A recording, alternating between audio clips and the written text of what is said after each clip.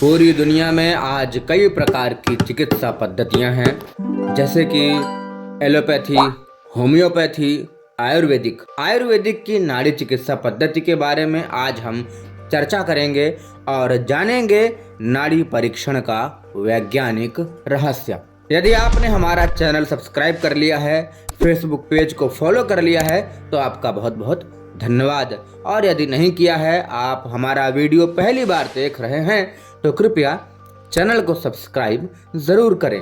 देखते रहिए धर्म, विज्ञान और समाज।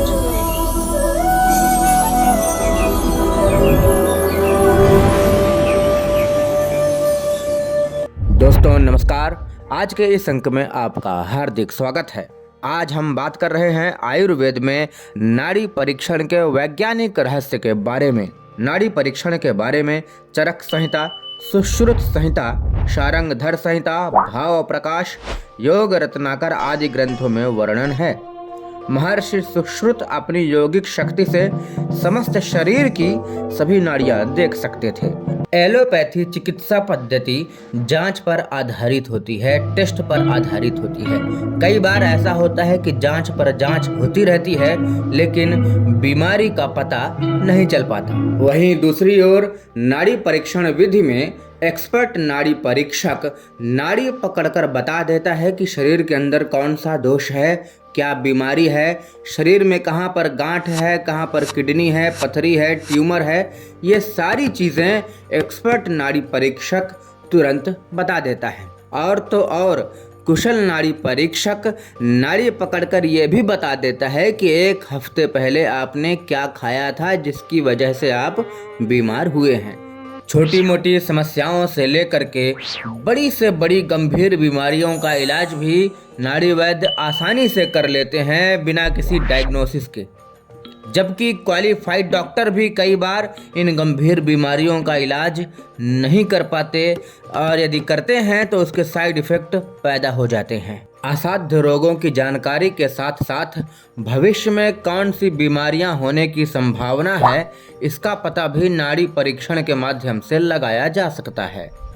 आइए जानते हैं नाड़ी परीक्षण से जुड़ी कुछ खास बातें। नाड़ी परीक्षण प्रक्रिया में पुरुषों के दाएं हाथ और महिलाओं के बाएं हाथ की नाड़ी का परीक्षण किया जाता है। कलाई के अंदर अंगूठे के नीचे जहां पल्स महसूस होती है, 3 उंगलियां रखी जाती हैं। अंगूठे के पास की उंगली में वात, मध्य वाली उंगली में पित्त और अंगूठे से तीसरी उंगली में कफ महसूस किया जा सकता है। वात की पल्स अनियमित और मध्यम तेज चलती है। पित्त की बहुत तेज पल्स महसूस होती है। कफ की बहुत कम और धीमी पल्स महसूस होती है। तीनों उंगलियां एक साथ रखने से हमें ये पता चलेगा कि कौन सा दोष अधिक है। प्रारंभिक अवस्था में ही उस दोष को कम कर देने से रोग होता ही नहीं। हर एक दोष की भी 8 प्रकार की अलग अलग पल्स होती हैं, जिससे रोग का पता चलता है। इसके लिए अभ्यास की जरूरत है। कभी कभी 2 या 3 दोष एक साथ भी हो सकते हैं। नाड़ी परीक्षा अधिकतर सुबह उठकर आधे 1 घंटे बाद करते हैं, जिससे हमें अपनी प्रकृति के बारे में पता चलता है। ये भूख, प्यास, नींद, धूप में घूमने, रात्रि में टहलने से, मानसिक स्थिति से, भोजन से, दिन के अलग अलग समय और मौसम के हिसाब से बदलती रहती है। सही निदान करने वाले नाड़ी पकड़ते ही 3 सेकंड में दोष का पता लगा लेते हैं। वैसे कम से कम 30 सेकंड तक जरूर देखा जाना चाहिए। कुशल वैद्य नाड़ी पकड़कर मृत्यु कब होगी या कितने समय के भीतर हो जाएगी, इसकी जानकारी भी दे सकते हैं। आपका शरीर किस प्रकृति का है, वात प्रधान, पित्त प्रधान या कफ प्रधान या फिर मिश्रित, ये सब नाड़ी परीक्षण के द्वारा पता लगाया जा सकता है। आज भारत में एलोपैथी चिकित्सा का बोलबाला है। उसे बढ़ावा मिलने के कारण नाड़ी वैद्य बहुत कम रह गए हैं, किंतु इस विद्या को बचाने की आवश्यकता है। वर्तमान में जो युवा साथी आयुर्वेद का अध्ययन कर रहे हैं, उन्हें पुराने वैद्यों से अवश्य सीखना चाहिए।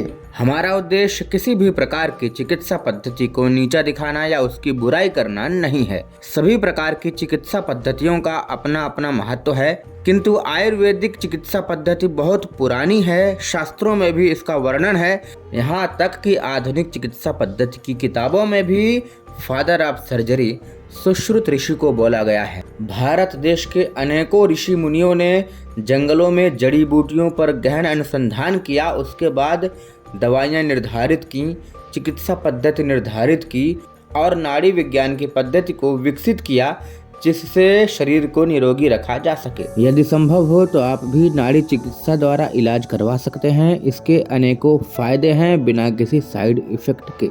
यदि वीडियो अच्छा लगा हो तो परिवार के साथ, दोस्तों के साथ शेयर ज़रूर करें और यदि YouTube चैनल को या Facebook पेज को सब्सक्राइब या फॉलो नहीं किया है तो कृपया ज़रूर करें, ताकि आपको आने वाली वीडियो की अपडेट मिलती रहे। धन्यवाद, मिलेंगे अगले वीडियो में, तब तक के लिए नमस्कार।